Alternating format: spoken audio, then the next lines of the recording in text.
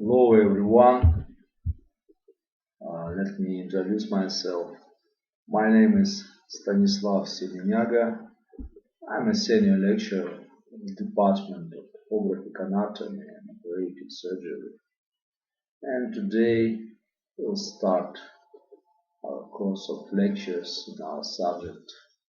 And the first topic will be operations in the blood vessels of extremities.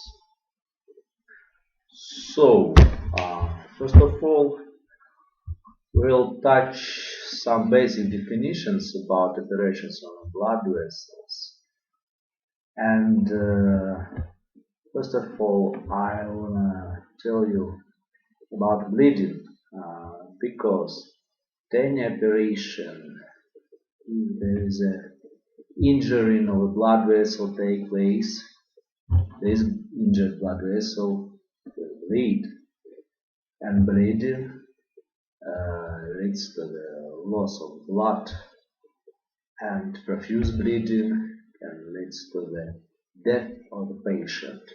So we should to know how to stop the bleeding, how to prevent the death of the patient.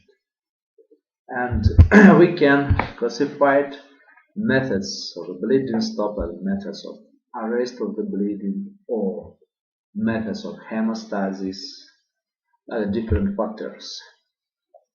First of all, we can classify it according with the factor. It could be mechanical, stop of the bleeding, physical, chemical, or biological. For example, mechanical is all that we do with some objects, with some instruments. For example, we apply a tourniquet, we apply a hemostatic clamp, we press with our finger. All of this, it is a mechanical stop of the bleeding. Physical. Physical, when we stop the bleeding with some physical factor. For example, this could be electrocoagulation, thermocoagulation, or also known as catheterization. We just making the stop of the bleeding with electricity or with a high temperature. Chemical factor. Chemical, when we stop the bleeding with different medicines. For example, hydrogen peroxide. This chemical substance stop bleeding. And biological. Biological, when we stop the bleeding with some other biological substances. In a surgery, it could be tamponade with a menthol, or tamponade with a piece of muscle, for example. According with time, we can divide the methods of the bleeding stop into the temporary and the final.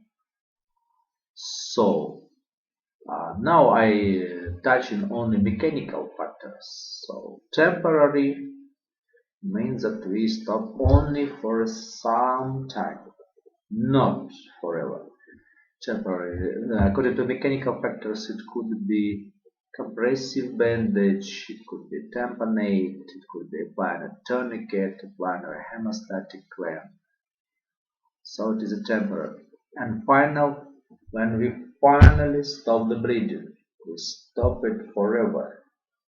And it could be according to mechanical factor, it could be leaking of a blood vessel in the wound or at a distance, or it could be vascular stitch or vascular suture. So I want you to understand one important thing. If there is a damaged blood vessel, there is a bleeding, we have basically two ways to stop the bleeding.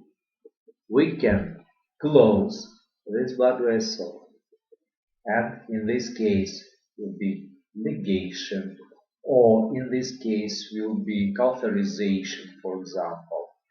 it is fast. But in this case, we close the luminal blood vessel, and this blood vessel not make its functions anymore.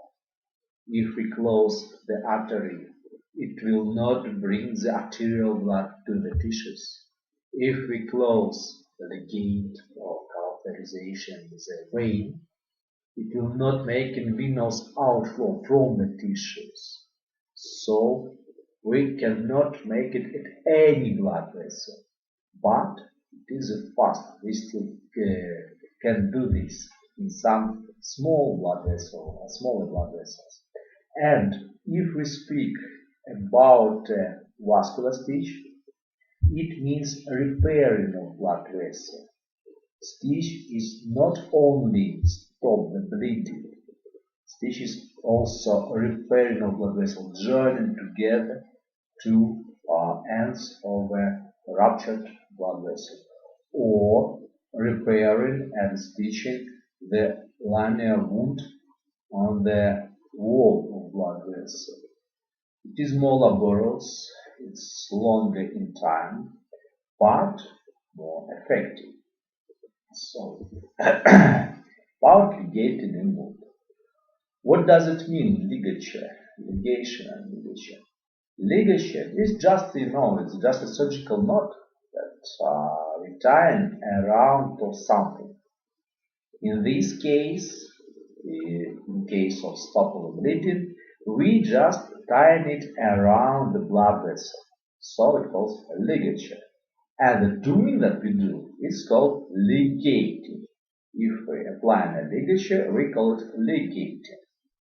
And ligating, as already mentioned, could be ligated in wound and at a distance. It is a difference between it. Ligating in wound, when we perform all our manipulations in the bleeding wound. So, patient has a wound. We see this wound. We see the damaged blood vessel, the ends of this blood vessel, and ligate it.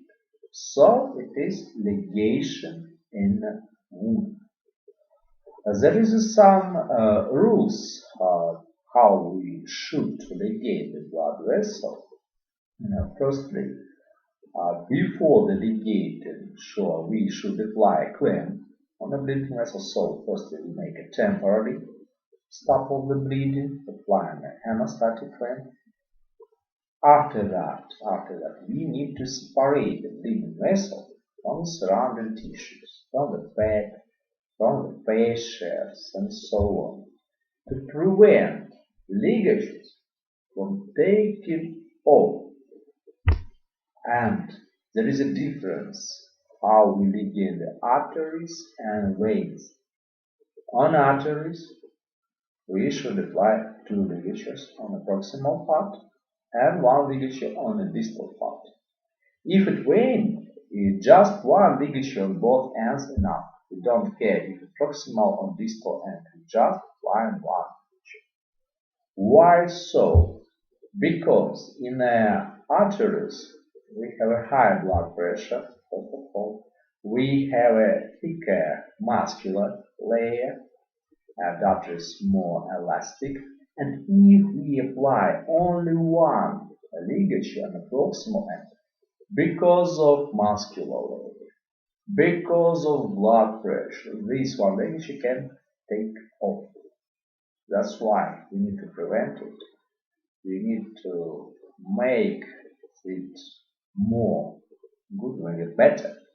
And in this case, on the proximal end of the injured artery, we should apply 2 ligatures. Here it is on the skin, you can see it.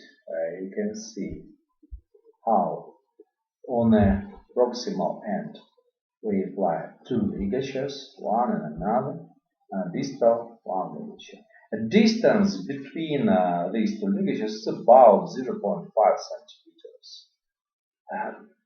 And often on injured artery on the proximal end, we also apply a ligature with sewing.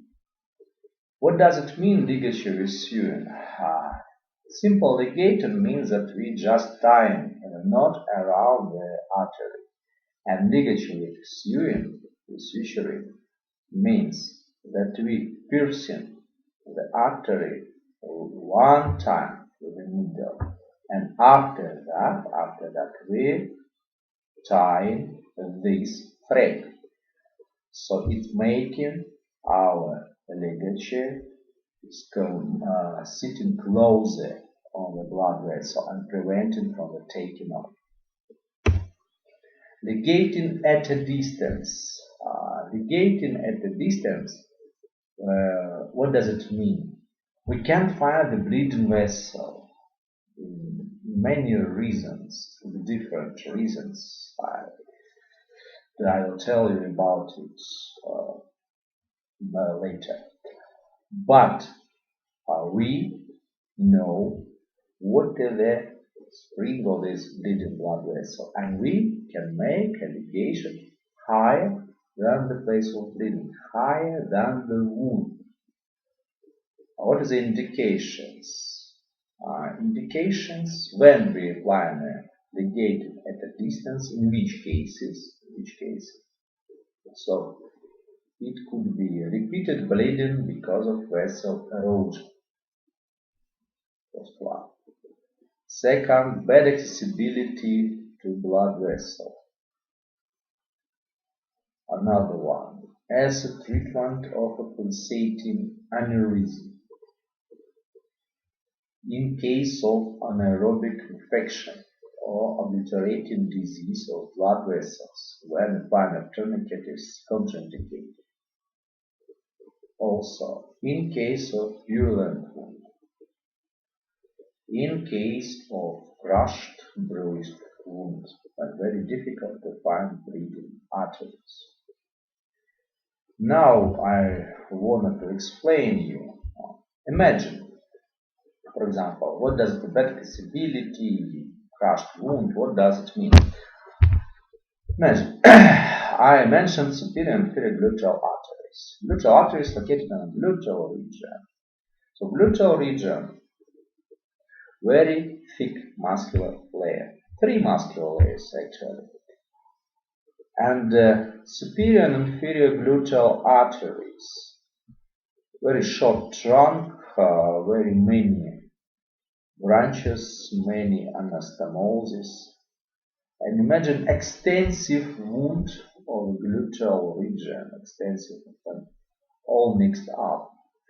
Skin, fat, muscles, all mixed up, and all of it bleeds. Just bleeds. All gluteal region. We have no time to find every bleeding artery and ligate it. We cannot stitch it. So what we should do, and bleeding is profuse, arterial bleeding. What we should do, we know that superior and inferior gluteal arteries rises from the internal iliac artery. So in this case, we should find internal iliac artery and ligate this artery. So we close the main artery, and all bleeding from the branches of this artery stops. You should understand that ligating at a distance is very rare and it's more difficult than ligating a wound. We not apply it in any case, only strict indications. Ligating in a wound is always better than ligating at a distance, because in case of ligating at a distance, there will be lack of the blood supply for all this region, because we close in just the main artery, and because of it, distally from our ligature, we'll be losing our blood supply. That's why ligating at a distance is very, very difficult. Okay. What's about technique of ligating at a distance? Basically, techniques is the same, but you should know that before to ligate the main artery, you should make a surgical approach to it. So, first stage favor indicating the distance, the making of a surgical approach in the plates, surface on the marking of the neurovascular vesicle. For example, if you wanna ligate at a distance brachial artery, you should make incision in a place where surface on marking of neurovascular vesicle of the artery.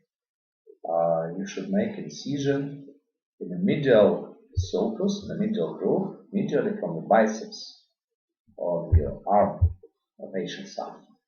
And after that, you should separate skin, subcutaneous fat, you should separate the brachial artery from the medial nerve, from the brachial veins, and ligate it. So on arteries, we apply 3 ligatures, and 1 with sewing. On veins, we apply only 2. The reasons just the same as ligated in wound. The thicker muscular layer and the higher blood pressure, so we need more ligatures on arteries. You can see it on the skin. So here it is direction of blood flow, shown with this arrow. And just after making surgical approach, after separating from surrounding tissues, we apply 1 ligature and another ligature at a distance about 0.5 to centimeters between each other. And ligature sewing, we apply at a distance 0.5 centimeters from the proximal ligature. After that, we make an incision between the proximal and the distal ligatures.